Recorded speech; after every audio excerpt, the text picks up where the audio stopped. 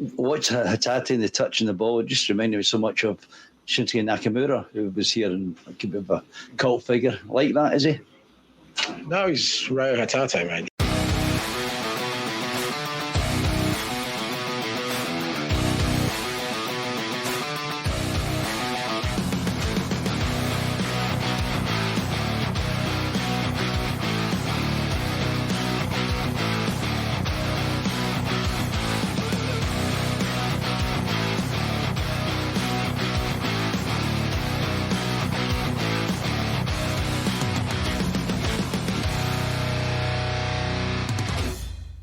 Hello and welcome to the Celtic Down Under podcast. I'm your host, Jarrod, and joining me tonight are John, Liam, and Sean. How are you, John? I'm good, Jarrod. That was very good. I enjoyed that little intro. That was good. You had to. You had to, yeah. Absolutely spot on. Just getting back into the swing of things here. So, yeah, I'm good. You look more awake this week after last week, where you look like Absolutely. you knocked off halfway through, had the head wobbles and everything. Yeah, yeah. That was definitely some strong jet lag. But yeah, I'm back into the Australian time now. So. And how are you, Liam? Yep, good, Jarrod. Absolutely delighted to see all the extra coverage that Celtic are getting in the press here in Japan this week. We're becoming quite a big name over here now. That's what we like. We're going to get into that a bit later on because I wanted to throw to you in particular about the game after yesterday's performances. But before we do that, Sean, how's things over in Perth at your neck of the woods? Were you out on the boat cruise like all the other crazy Celtic fans or not? No, I got dragged away for my missus' birthday, so that was a pain in the dick. I would have had 2 tickets for the boat cruise and everything. But yeah, COVID's kicking off here, so that's good timing that they got that done. And my little Microsoft weather app in the bottom right corner has a picture of the sun with a red exclamation mark on it, which I think means call your relatives, your elderly relatives, and check they're not dead. Yeah, I got the same one over here, mate. But yeah, how unfortunate, how rude of your missus to have been born on that day, like to get in your way of the boat cruise. Like, how bloody rude, huh? Yeah, looked good as well. Seen all sorts of videos kicking around there, but yeah, great to see, guys. Keep it up. It's we're all living in a wonderful time and place over here, in particular in Australia and Japan, with the Japanese players getting the job done and the Aussie guy, Big Ange, running the show at Celtic Park. It's amazing. So never had so much fun as a Celtic fan in my life, I reckon. It's right up there with the Invincible treble season so far. But we'll crack on into the podcast. So those you are watching, listening to the podcast at a later date, thanks for tuning in. Just if you haven't done so, please subscribe to us on YouTube and via the podcast app that you listen to your podcasts on. If you're on Instagram, you can find us on there at Celtic Down. On Facebook, we've got a page and a group, Celtic Down Under. Pretty easy to find. Just look for the Celtic logo with the boxing kangaroo over the top. You can pretty much see it all over the screens if you're watching this on YouTube. But, yeah, get involved. So, Celtic 2, Hibs 0. I'll throw to you first, Sean, for your take on the game. But the first thing I want to do with the game was, for me, when I saw the lineup, first thing was compare the bench to our last game against St Johnstone. So if I go through that, Sorrow, Wollongolly, Mullen, Dawson, Montgomery, Moffat, Doak. All right. This game, when my phone decides to load, because I just decided to have a little bit of a glitch. Scales, Giacomakis, McCarthy, Jota, Johnson, Hitaguchi, Bain, Ralston, Welsh. Every single one of them could be a starting quality player for us, except for probably Bain. So what was your thoughts when you saw the game?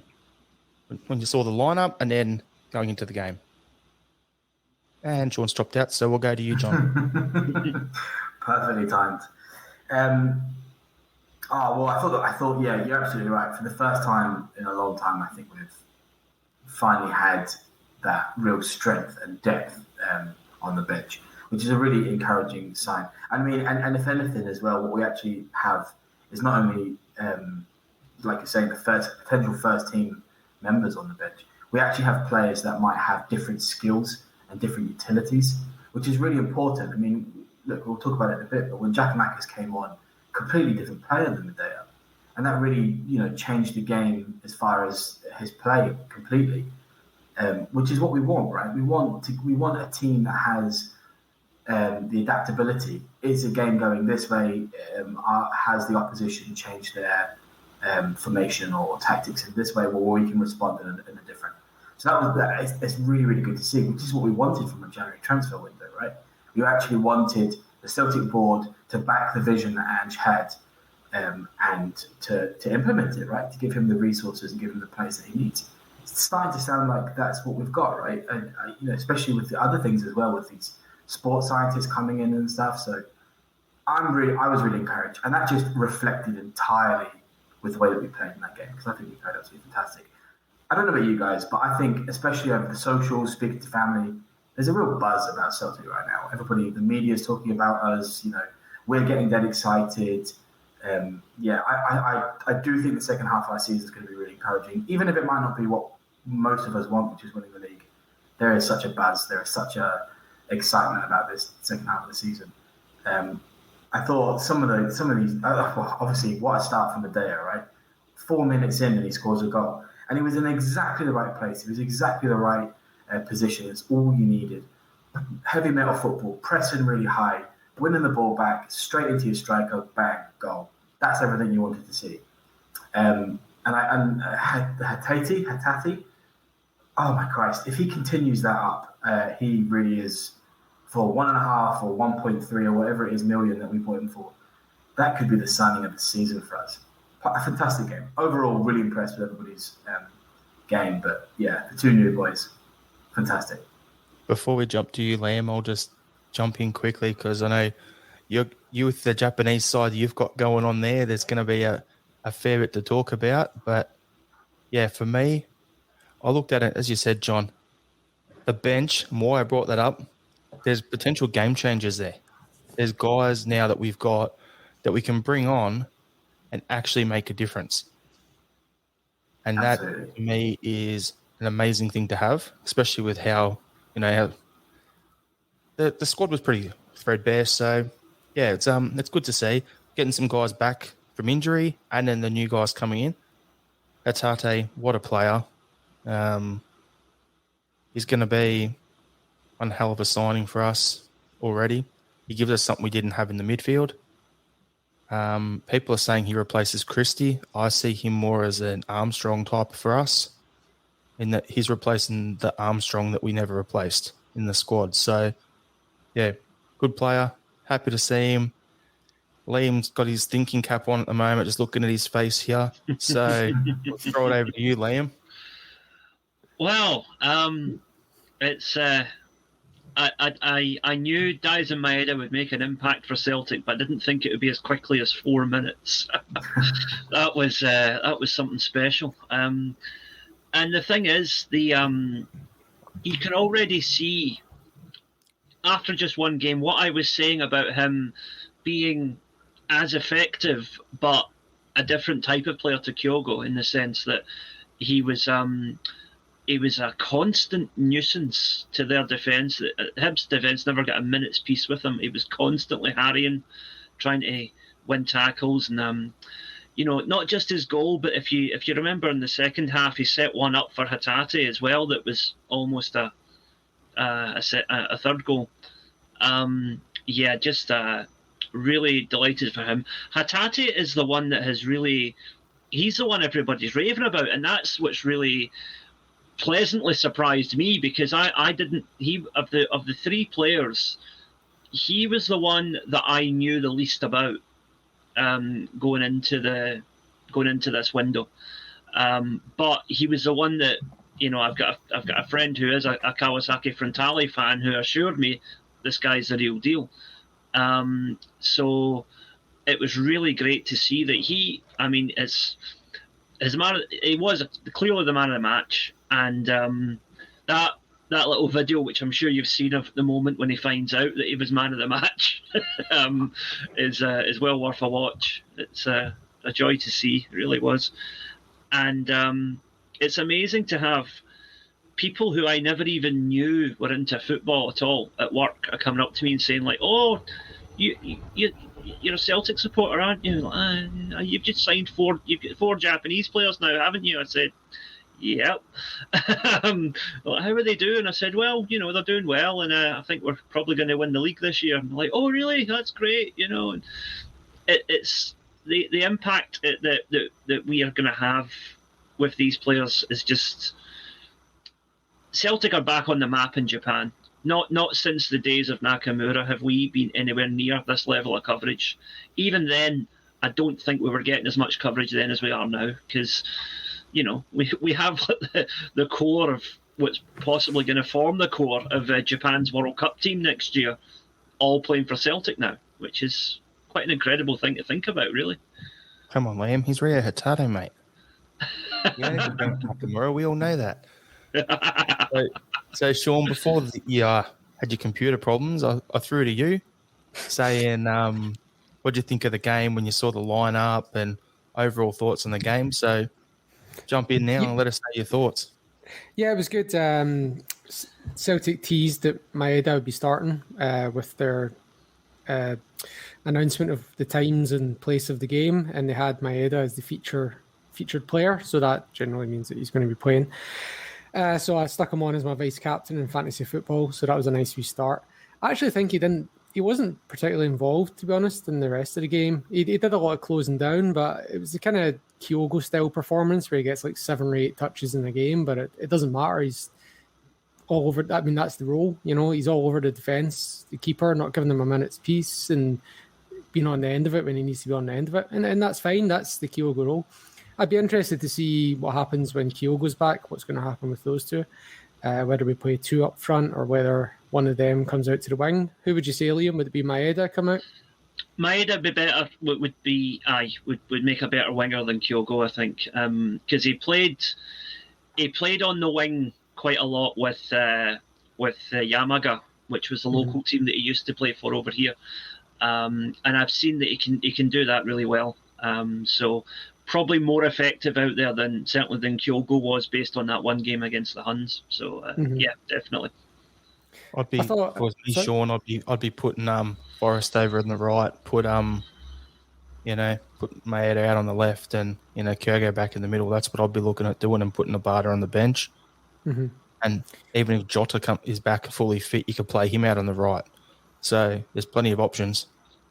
Well, when I was looking at Jota last night, I'd made him my captain in the fantasy football, and I was a bit pissed that he only played 5 minutes. But also, the main thing I'm thinking is, as long as we have the goal is to get him up to speed for when we play Sevco, and whatever else happens between now and then for Jota is incidental. I just want him running at those Sevco fullbacks. He will absolutely rinse them. They're going to be skid marks all over the pitch, and not just from their boots. It's going to be like that 6-2 game where Fernando Rickson got subbed after 25 minutes when Bobby Pettit rinsed him. I'm just wanting to see how Tavernier handles him. Let's be honest here. Yeah, because all the hype on how good he is, but he doesn't actually defend. So if you've got our guys pressing the living shit out of him, and then all over him, he's actually going to have to defend. Could be a long night for him. I actually thought Forrest started quite brightly last night, but he faded away. Abada was okay. But yeah, we could have had more with Jota on the wing and maybe somebody else. Midfield were excellent. We were very, very good in the first half. Hibs actually came and had a goal. They should have been 1-0 up. That was because I was just saying, we've looked good in these first 2 minutes, and then they hit the post from an open goal. That really should have been a goal. I mean, Abada should have had a goal. That one that was wrongly flagged offside. But yeah, Hatate was outstanding. Like, you could see it 5 minutes in, you're like, this guy's a player. And everyone was the comparison that I made was Callum McGregor. But then as I watched the game, I literally couldn't figure out if he was left or right footed. I was like, okay, I need this guy to take a set piece so I can figure out if he's left or right footed, because he's just pinging the ball with both feet. Do you know what I mean? Like, he's putting a through ball on his left, and then he hit a volley that the keeper did well to save with his right. And I was like, right, okay. So we've definitely got a player here. And you hear from that Ange interview afterwards, like, that Hatate is obviously coming in with ambitions to go to another level. So that's interesting. So we'll probably only get 1.5 years out of him. and if he gives us the title this year and Champions League performance next year, then that's fine. And We'll make a killing selling him on. Yeah, exactly. And leaves us with an 8-figure, in the bank. I'm not going to crown him after one game, but that's the ambition now. That's the stand. That's the expectation has been set early. Sometimes players come in, do brilliant in one game, and then disappear like Juninho. But the expectation is now set, and he has to live up to that. Something you said there, Sean, about Hibs coming and actually playing. I wanted to point out something on the stats. It's the first game this season that we haven't had the majority of possession. It's also the first game this season that we've been outpassed.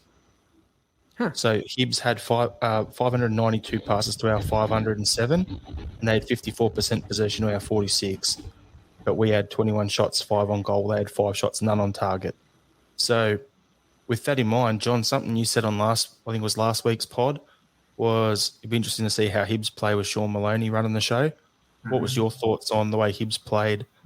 Was that what you were expecting from Sean Maloney's team?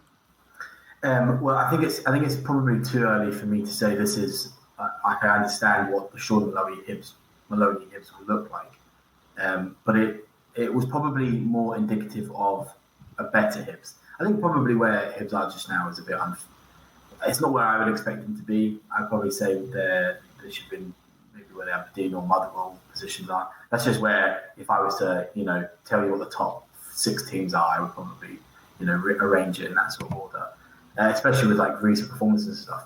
So I would say it's probably back to the Hibs that I know, back to the Hibs that we've seen in recent times, past 5 years or so.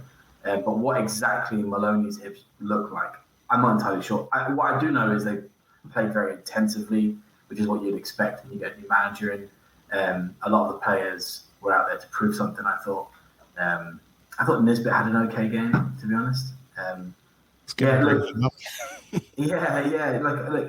not to say that he's not a bad player, whether I believe he's, Celtic quality or not, because I know that's obviously a debate we've had before. I'm not entirely sure, but he's still a good player. So yeah, it was everything that I thought probably would have happened with a new manager coming in at any team.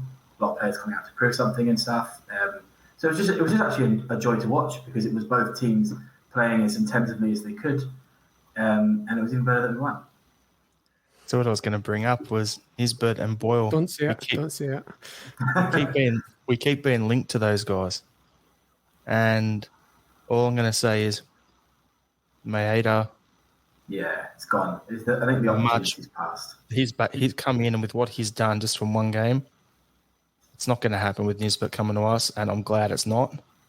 And Boyle, you pay $3 million for him. That's the one, $3.5 million for him. Yet you can pick up a Hatate for what, 1.4, 1.5 million. Yeah, not going to happen. So if we were to get I hope Boyle, those guys stay at Hibs for the simple fact that they'll take points off other clubs. Yeah, that's what you're. I mean, you're hoping most other teams do that as well. The only way that I'd ever say, okay, right, Boyle makes sense, is if it's like $1 million, $1.5 million, maybe, and it's like the Johnny Hayes type of role, where it's someone who just, is a squad player, does well in the league, but isn't really going to, not going to push it on, as more plug in a hole sort of stuff. Apart from that, I don't really see the point, to be honest. Yeah, so even though Hatate was clearly the best player last night, I thought that to have the competition for man of the match between him and Maeda was a bit narrative. I don't think Maeda was the second best player on the pitch. I would have given that to Juranovic, who was everywhere. He was up and down, and he defended excellent. And there was one where he put in a great block, kind of almost last ditch. And the other player that was great, and again, I'm going to say this begrudgingly because he is Jozo Simunovic. He's Jozo Simunovic. Honestly, if you put together a highlight reel of either of those players, it's the same. Starfelt had a good game. That hurt. And you're all right, Sean? You're okay? You don't have a nosebleed or anything for admitting that? Because it was funny in our group chat, I commented that at half time and it got absolute crickets. There was nothing. Yeah, I was not acknowledging.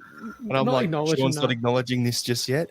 I just, is he rocking in a straight jacket going, oh, this can't be right? What's going on here? Look, it happens sometimes. A broken clock is right twice a day.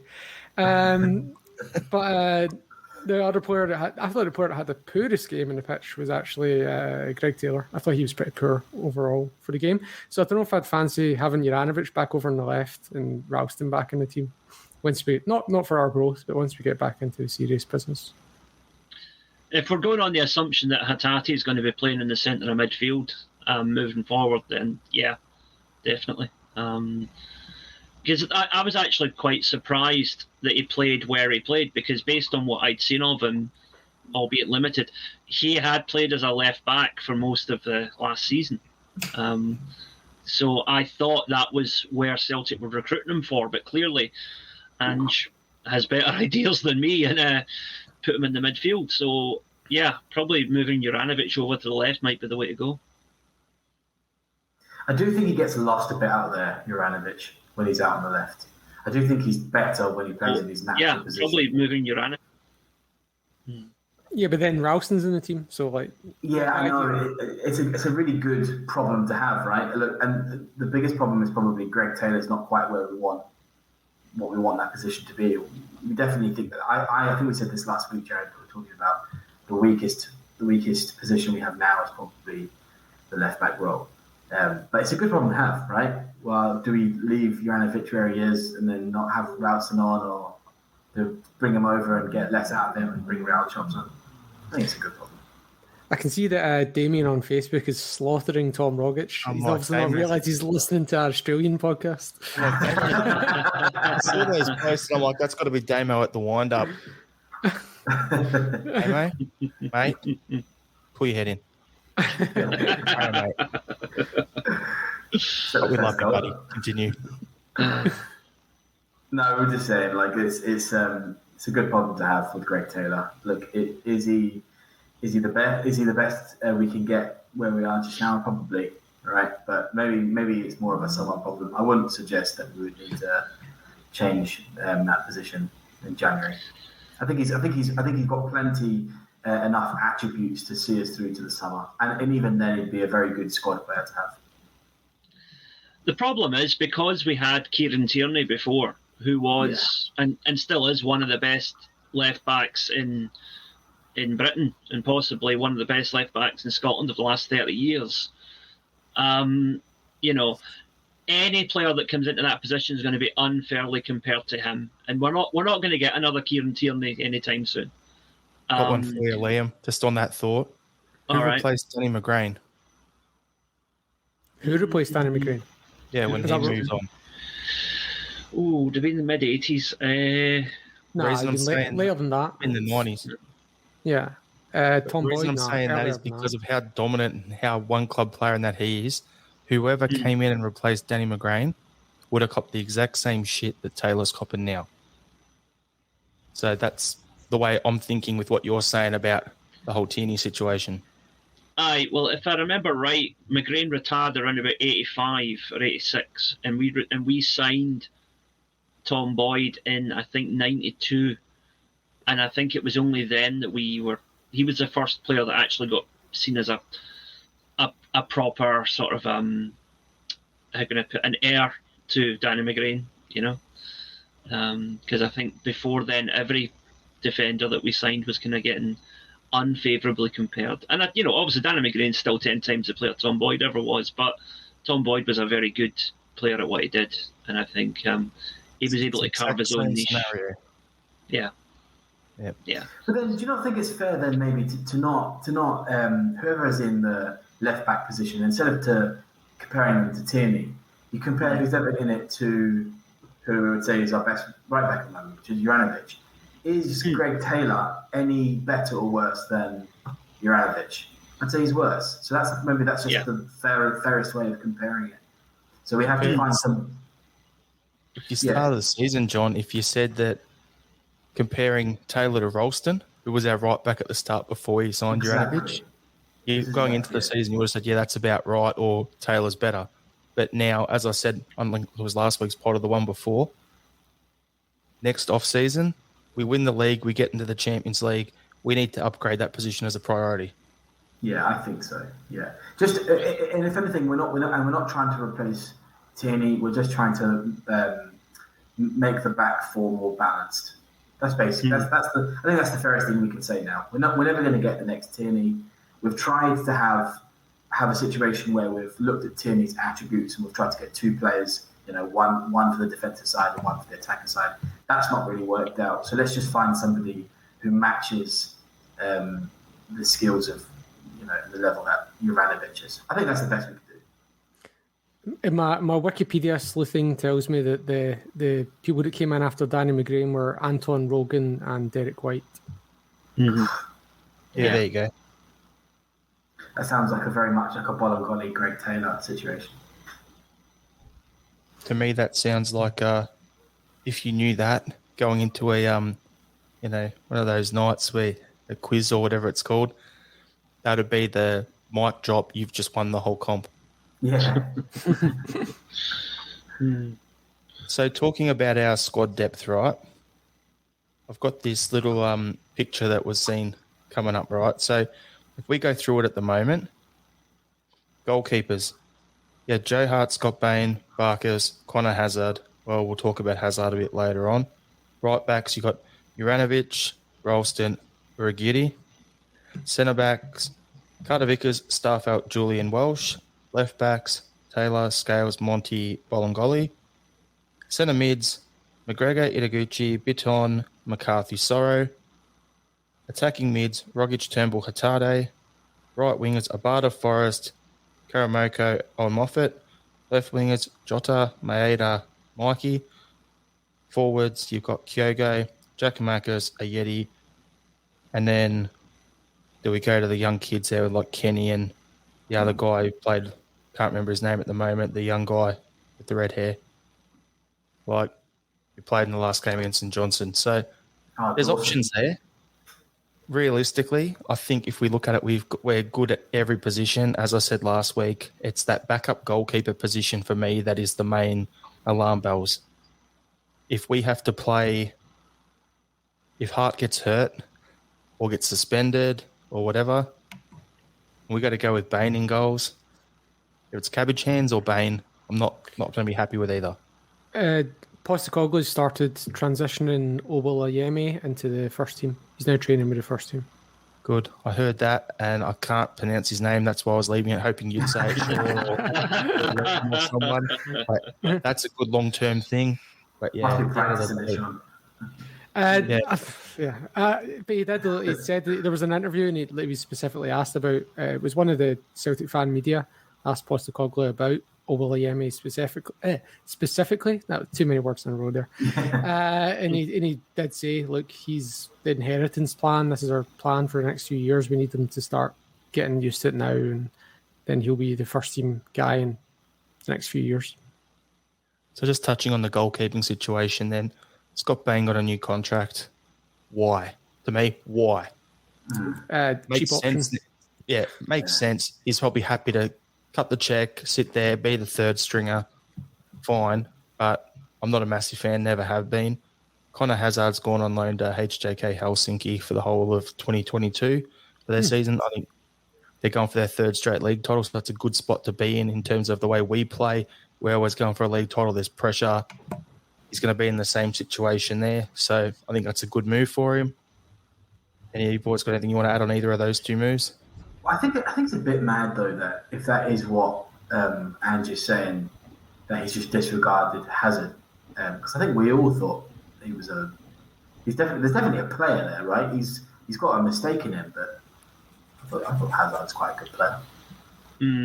I thought that Hazard was, penalty shootout heroics are one thing, but that then kind of glosses over the fact that he sold at least two of the goals in that game as well that got us to the penalty shootout. So I was not convinced because a lot of people were saying, oh, he's a young boy. He's a young boy. It's like, no, he's like 22 or 23 now. At this age, you should be emerging at this point if you're going to emerge, and I'm not sure if he is at Celtic's level, to be quite honest. I mean, I'd love to be proven wrong, but I think we're better to go with, for the time being, Joe Hart is our man, and I think Scott Bain is a perfectly capable Scottish League level, apart from Rangers, deputy. I think the reason why Bain probably got a contract for however long it is so we don't have a situation that we've just had previously where we don't have any keeper. We're about to go have a chance. I think that's basically what we're trying to do there. If you look back historically, Celtic have got quite a long run. It goes back to the Martin O'Neill era, really, actually, of having two quite senior, seasoned goalkeepers. We had at the same time that we had Rab Douglas, we had Jonathan Gould. Before that, we had Dimitri Karin, Magnus Hedman. More recently, who was the Polish guy? Zaluska, yeah. These were all keepers that were 30 or 30 plus when they came to us, and they never really established themselves as the number one. But Craig Gordon's another one, but Craig Gordon was our number one for a while, whereas none of these guys ever really cracked it. So. Who was that guy Rogers brought in again from Nottingham Forest? That's who I was trying to think of. Doris De Vries. There's another one. Right. Yeah. I'd be better off with Doris Day, I think. Anyway. Well, if you look at what the EPL teams they do, the big teams, is they always sign the third choice keeper is always someone in their mid-30s that's happy to just not play and collect a wage. Aye. Man United did it with Andy Gorham, sure, if you remember. They still do it now. They signed someone this season. I can't remember who it was. From Nottingham Forest or somebody. I don't remember. Yeah. Well, we'll see what happens there. But yeah, just not a massive fan of Bain myself, so I was a little surprised he got that. Hazard's move, great. Oluwayemi, did I get it right, Sean? Close enough. Yeah. I'll get there one day, and by then he'll probably be Joe Hart will probably have retired. So hope his development goes well, and yeah, well, if things keep going the way they are, which is what I was going to throw to now, could be interesting. Liam, you said earlier we're going to win the league. Mm-hmm. Well, Rangers dropped some points at Aberdeen. The gap's now down to 4 points thanks to Bruni and company.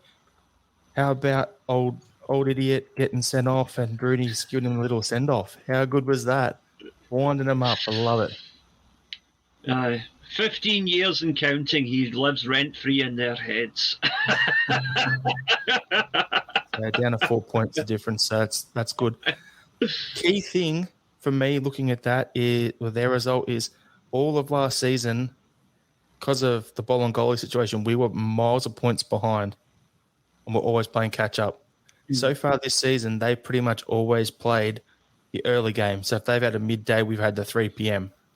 Or they played the day before. So this was like the first time this season I can remember us playing the day before them and being able to put a bit of pressure or perceived pressure on them in terms of they're still ahead, but we've won a game, so it's only 3-point margin. Now the pressure's on. And first time that's happened this season, they dropped some points. And realistically, they were lucky for McGregor to still stay on the pitch and that not to be a penalty. Glass was right. They could have had 2 penalties in that game. Disgusting refereeing, but at the end of the day, who cares? They drop points. Yeah, but when I seen it at full speed, actually, like my first viewing of it, I was like, oh, okay, I can kind of, like, it kind of looks like he's, like, because the guy's stretching, it looks like he's maybe just lost his balance. But then when you see the replay, McGregor's got form for doing that. He's an absolute animal. And yeah, like, he does it. He got a ban last year for doing it against Aberdeen when he came out with studs.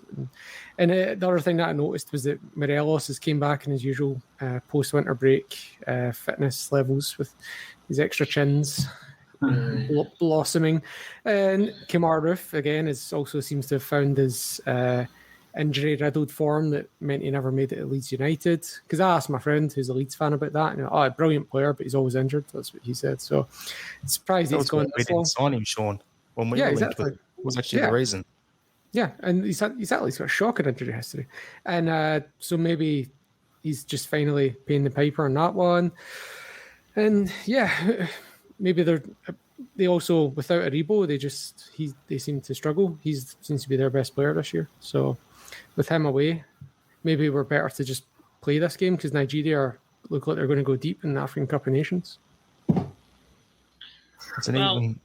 You look at it. Sorry, Liam. Before you say that, go ahead. Yeah, go our ahead. Japanese boys probably look like they're not going to be called up, so it'll be Rogic out for us, Aribo out for them. Who's the bigger loss for which team? Let's be completely take the green tinted specs off, take the blinkers off. The way we currently play and the way we are playing and the way Rangers are playing, if Rangers are missing Aribo and we're missing Rogic, who's going to be the bigger loss for their team in the derby on the 2nd of Feb? Well, I could see Maeda being out with Kyogo's injury, so Maeda could get called up to replace Kyogo. So that would leave us with Giakoumakis up front. And I actually thought he looked good last night. And what the thing that I messaged you guys in the group chat was, apart from the fact that, he looked good.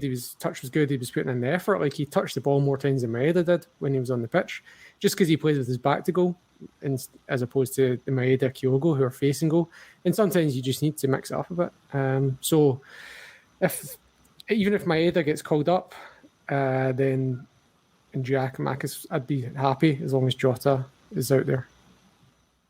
What I was going to say a minute ago was that when I said earlier that I think we'll win the league, I'm basing that on at the start of the season I said to you guys, I think if you remember, if we go into the New Year game against Rangers and we are 6 points or less behind them, we'll win the league. That was my prediction. And we're now looking at 4 points, maybe even less. Who knows what's going to happen between now and then?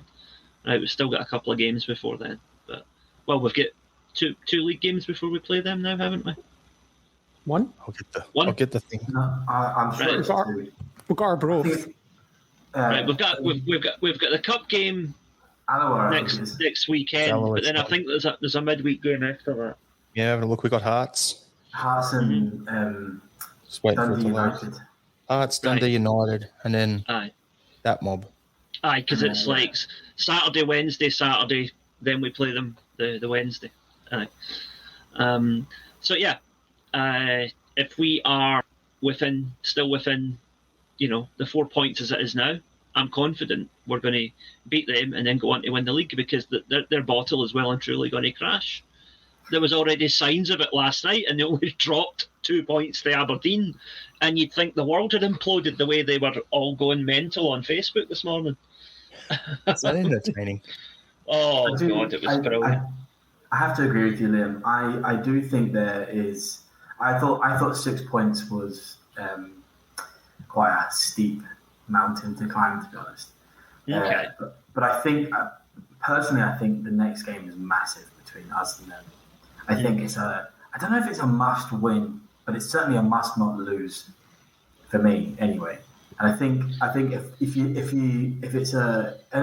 we lose, you let them build momentum. Because I think we're all right here when we're saying their bottle's starting to crack here.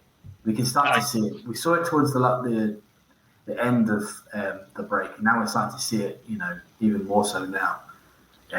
And especially if, like you're saying, with Aribo away and the big cow and stuff with these big double chins and all that, 100%, if they all start to lose it in their heads, I think there's a good chance we might be able to close the gap.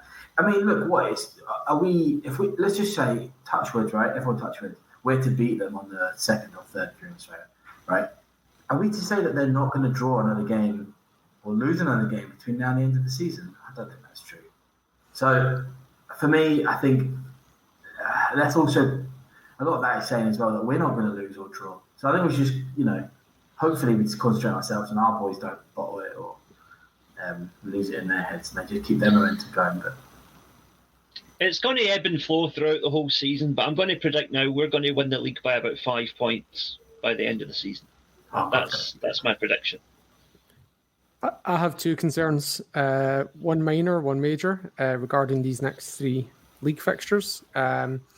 One minor one is that in the corresponding previous fixtures, like Tynecastle, Dundee United at Celtic Park, and whenever the last few games we've played them, if you look at previous fixtures, then we've 1 out of 9 points, as in we've got 1 point from 9. Because we lost at Tynecastle, we drew at home to Dundee United, and we've lost to them however many times in a row. Which is a minor, because I think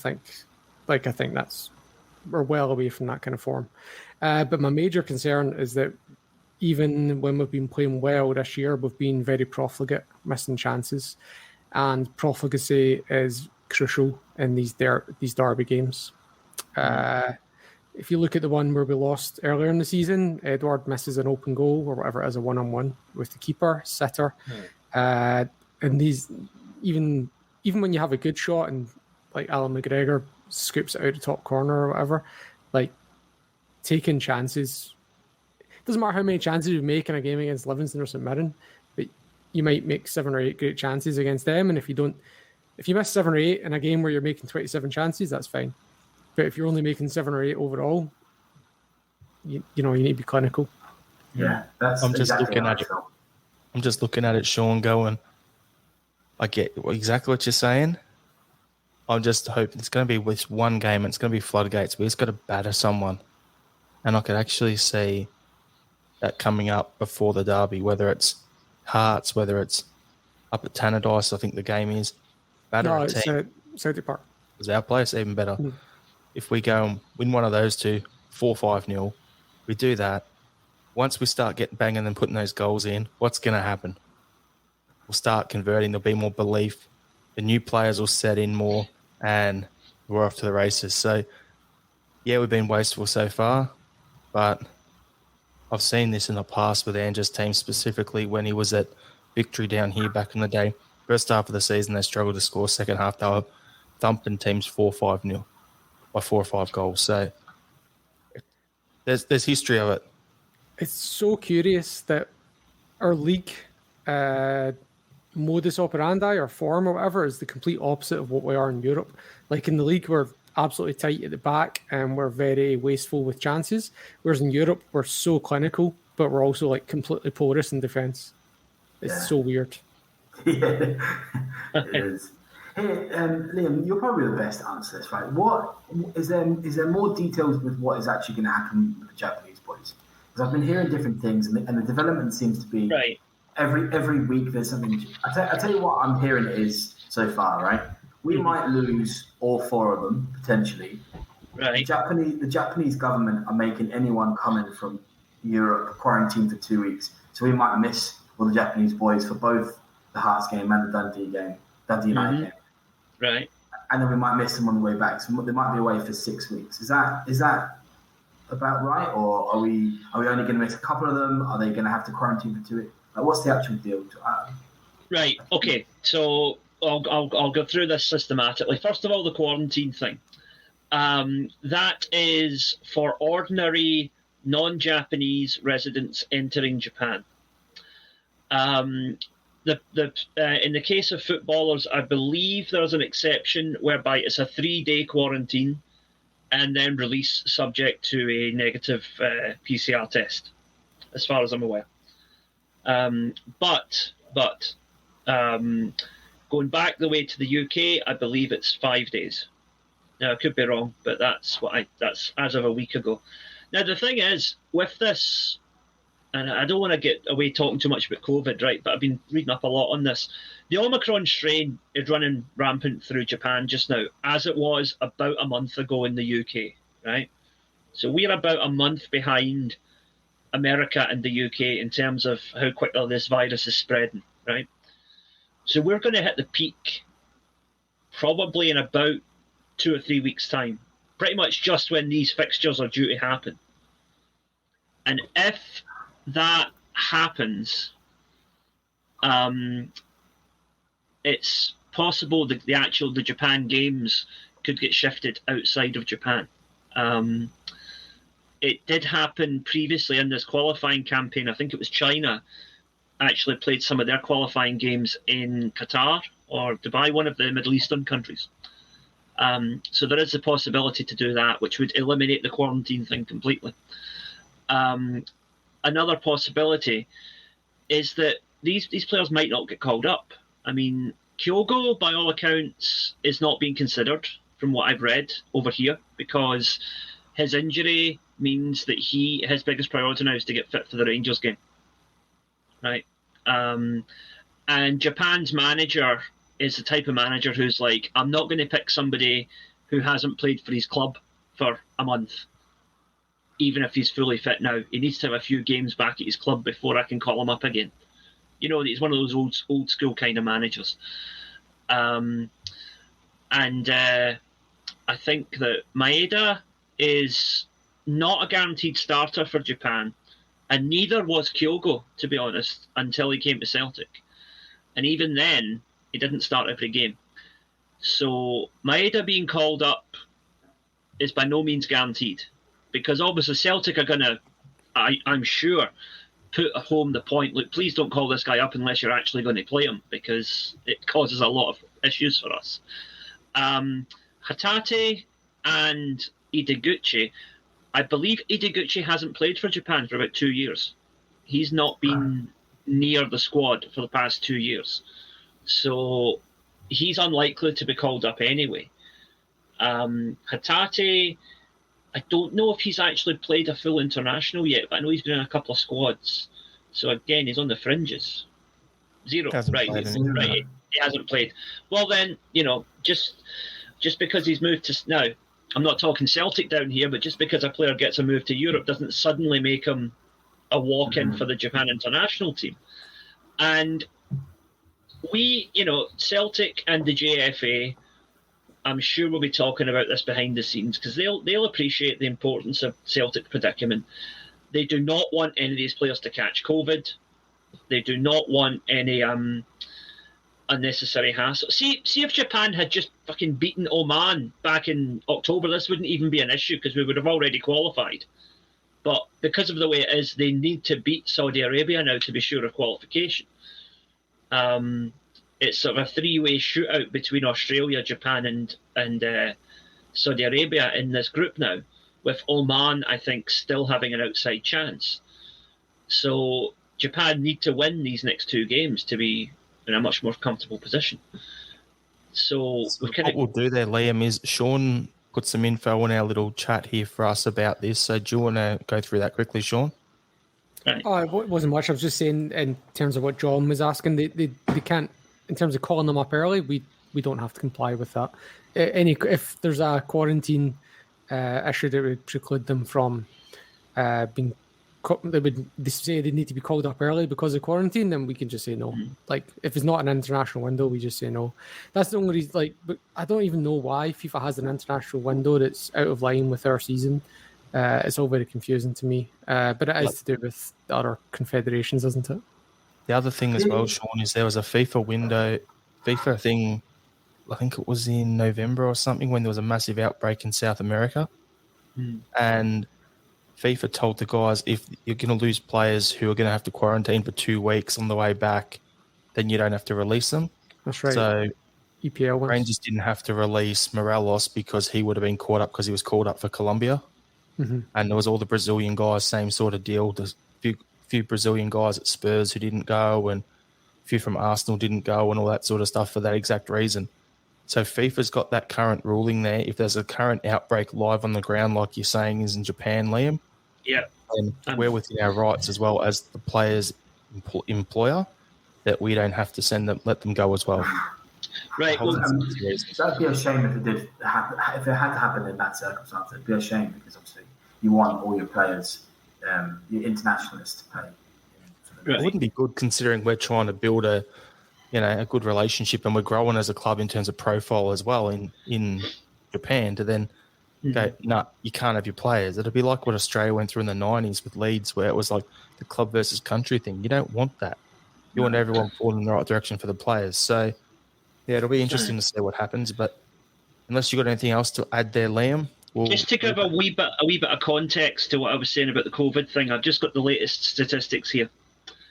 So on January 1st, there were 25 reported cases in Tokyo, right? Today, 7,377 new cases. Yeah, those are a bit behind them, that's for sure. Yeah, and that's a 5,200 increase in 1 week. You know what we call that, Liam? We call that before lunch here in Melbourne. Is there any quarantine rules for Melbourne? Because that's where the Australia game is. No. No. You can come in. Rogic just comes in. You come in and go. Yeah. That's pretty much it. He's going to be jet lagged as hell because he can only go 4 days before. So he's going to. Do you know what I mean? He's going to have 2 days to adjust or whatever. That's right. You know, honestly, keep his body clock online. Keep his body clock on Glasgow time because, it's a nighttime game over here, which is what? If it's a nighttime kickoff, it's about an 11 o'clock kickoff over there. So, perfect. If I was Australia, I'd just be saying, look, just meet us in Oman for the second game. Do you know what I mean? Don't worry about coming to Melbourne because Vietnam at home, surely you don't need all your players for that. Yeah. No. I was contemplating going and I'm like, can't be bothered. It's Vietnam. Yeah, in Vietnam they lose games by double figures on the regular, don't they? So yeah, well, Japan only beat them 1-0 last time though. Did they? Yeah. The only reason I'd want to go would be to try and get Tom Rogic to sign my Celtic Down Under flag. That's pretty much it. You should definitely try and do that if you can. That would be or even just give him one to take back with him. Yeah.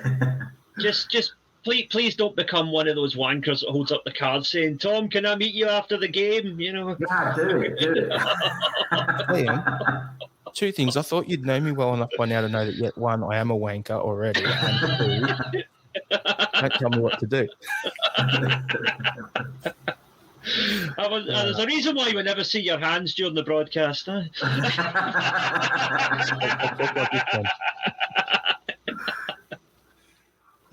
Anyway, just want to quickly rattle through a few things before we preview the upcoming game. So there was this narrative going into the winter break being moved forward that it was designed to help Celtic, get players back, get players in before, rather than being for health and safety purposes.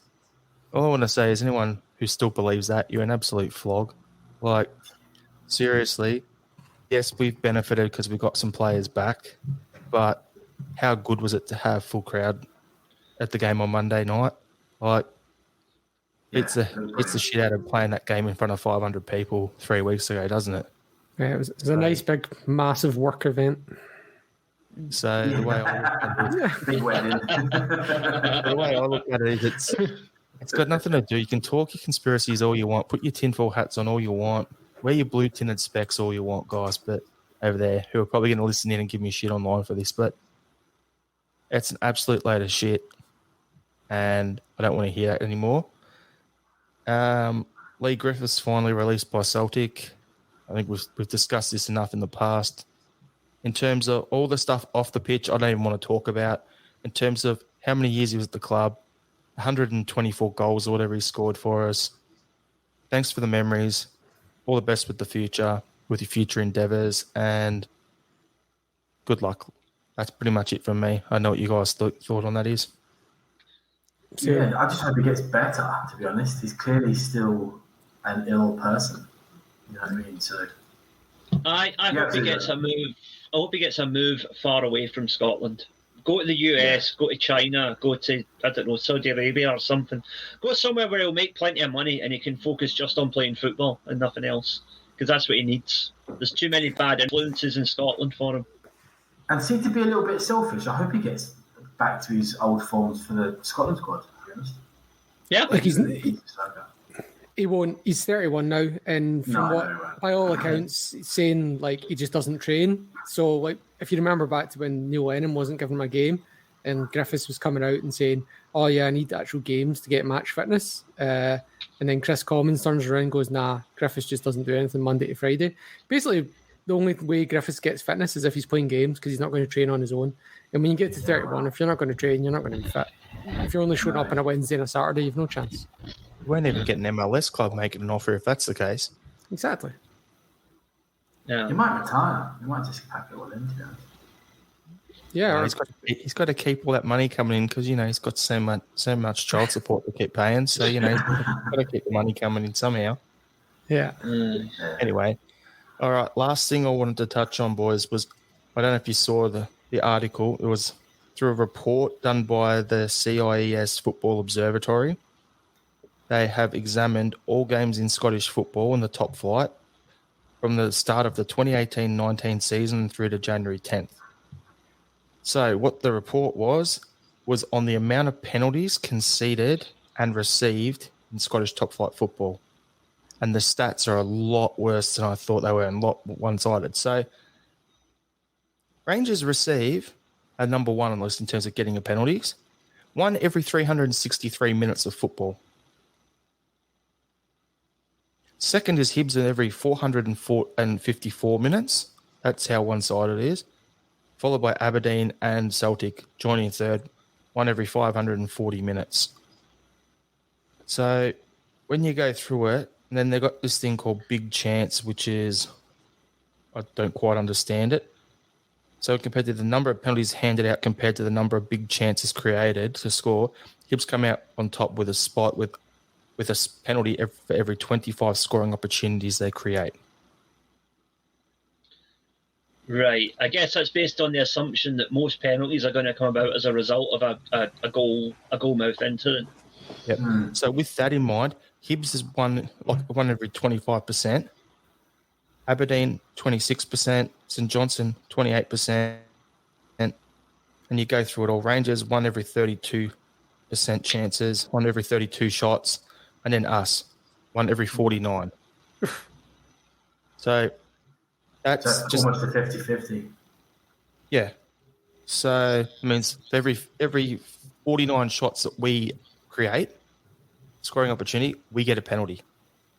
For every 25 Hibs do, they get a penalty. For every 32 Rangers do. So it's a lot worse than I thought it was in terms of when you look at the minute side of it.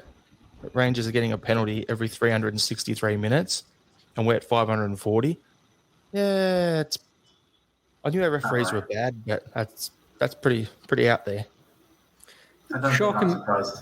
Yeah, shocking but not surprising. Like, my hope is that this report will result in a correction, conscious or unconscious, by the referees, and therefore we might get a cheeky penalty when Sevco come to town. Well, it was funny you say that, Sean, because I actually read on, I think it was on Monday afternoon when this report first came to light, some Rangers supporter on Twitter was like, "Oh, that'll be all the conspiracy theorists. Now just you watch. They'll get a penalty tonight, then we'll get one given against us tomorrow." And sure enough, that's what happened. Yeah, all that luck might have run out, Sean, and it might have just been last night's penalty. That's it gone now. It just ties in well, doesn't it? And I mean, look, do we? I don't know. Do we expect much different if all of the refs are pretty well-known Rangers fans? Sean's right. Whether it's conscious or unconscious, they're clearly going to have a bias to the team that they support. It needs to be. Nothing's changing. This report's going to change nothing. It's not going to change the SFA's opinion. It's not going to change the Lanarkshire's Ref Association's opinion. They're just going to continue on the status quo. There needs to be real systemic change within the whole of Scottish football for actual positive outcomes to happen. It's just going to continue like this. There's so many issues. Part-time refs is a big one. I'll just roll out my line that I always say whenever someone tries to say that referees aren't biased. Well, it's scientifically proven that human beings have unconscious bias. So if you're saying referees aren't biased, you're saying they're not human beings. Yeah. Well, I mean, that's a good affirmation for the other, though, isn't it? They're probably not human. So here's the follow-on for you guys. They crunch the numbers for every referee. If you're after a penalty, you want Bobby Madden as your ref. He's given away the most since then. He gives a penalty one every 3 league matches. And if you don't want a penalty, Don Robertson's your ref because he gives one out every 7.5 matches. Huh. That's quite stark. Madden's been switched to be the ref. We've got him. Yeah, we've got him for the derby. The Orcs, yeah. Season ticket holder, Ibrox. Do we think Madden, is he a Rangers fan? Yeah, he's a season ticket holder. Is he? That's right. Yeah, he's in that secret lodge as well. I think I've heard. No, he's not even secret. No, yeah. He was in the same supporters bus as Ali McCoist. Do you know what I mean? Like, yeah, Jesus Christ.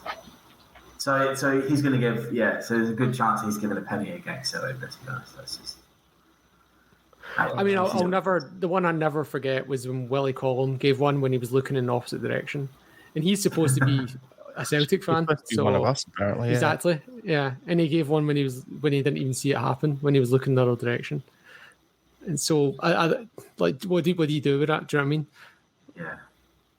Willie and Bobby, both euphemisms in Glasgow for cocks. I think that says it all. I think we'll leave the referee talk there. Liam summed it up perfect. There you go. All right, so we've got a game on the weekend in the Scottish Cup against Alloa Athletic. So what we'll do is I'll say a couple of named players that they've got there that I've had a look at, and then what we'll do is we'll go around quickly. What lineup do you think? What do you think will be our starting lineup and score predictions? So the only 3 players whose names jump out to me when I look at it is they've got Conor Salmon up front. They've got, I think it's John Robertson playing for them. I've heard of his name before. And then there's one other guy that I actually had a little message with on Instagram a little while back. Daniel Church used to play at Celtic. I remember him. Yeah.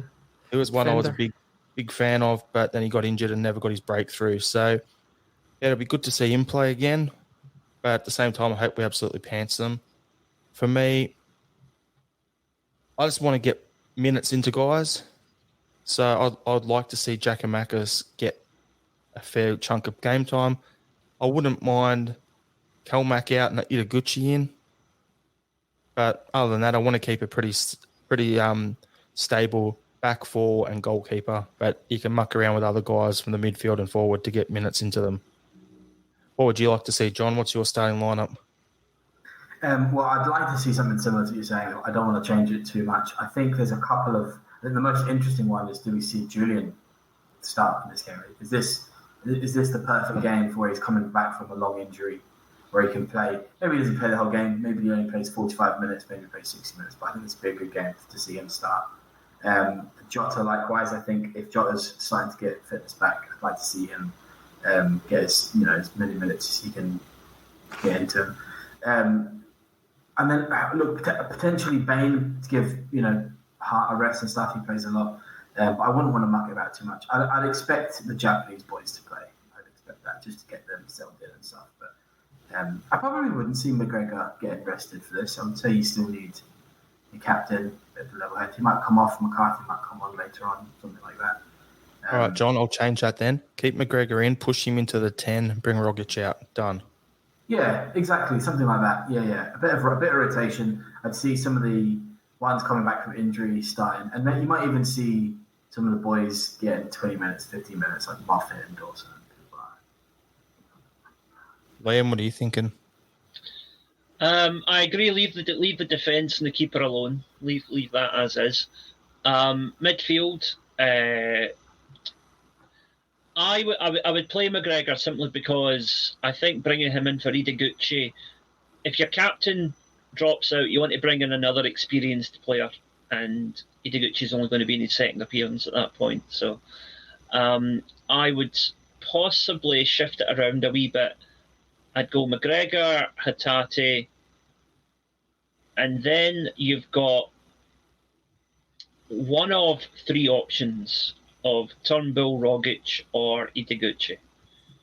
Turnbull's still hurt until Feb, so that rules him out. Right, sorry, I forgot about that. Aye. Right, well then you get the option of resting Rogic then, if you want to give Itaguchi more game time.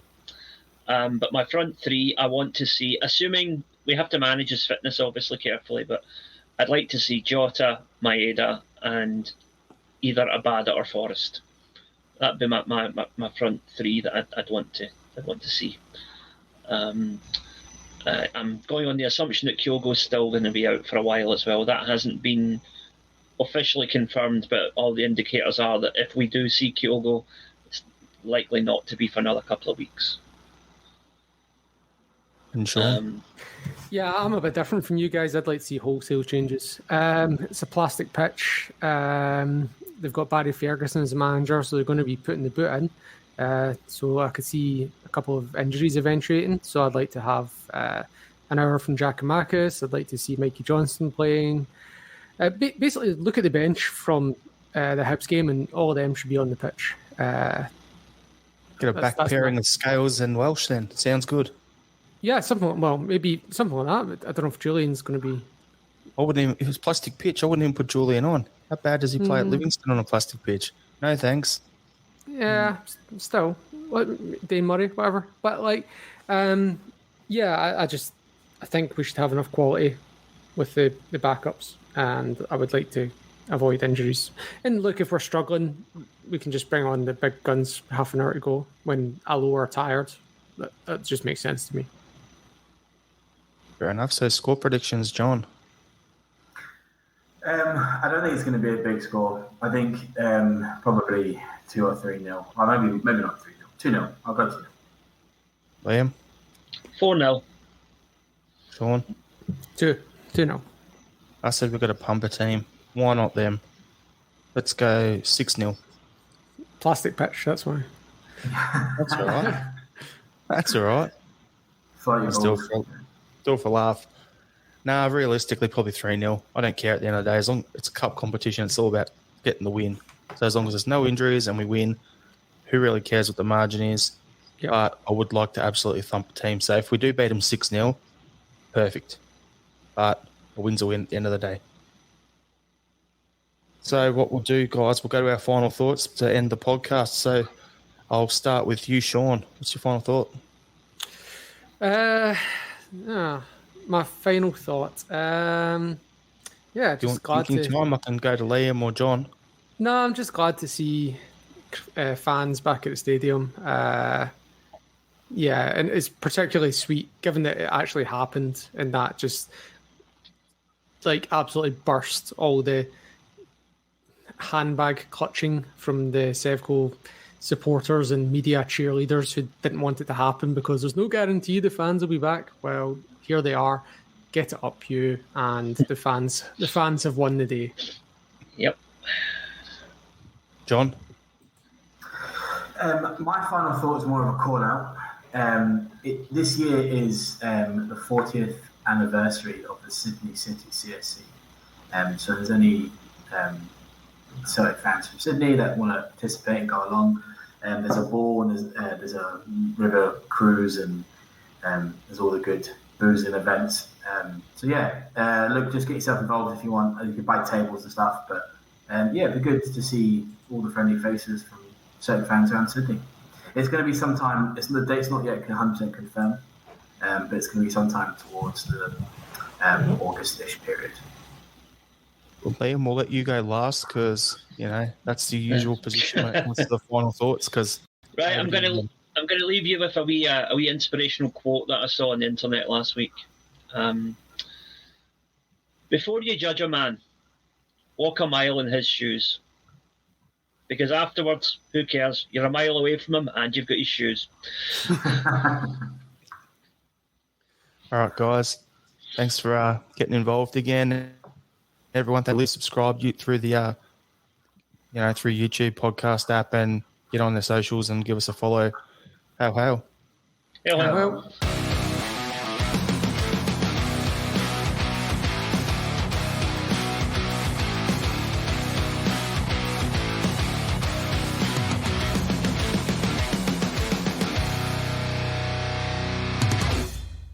Jobby.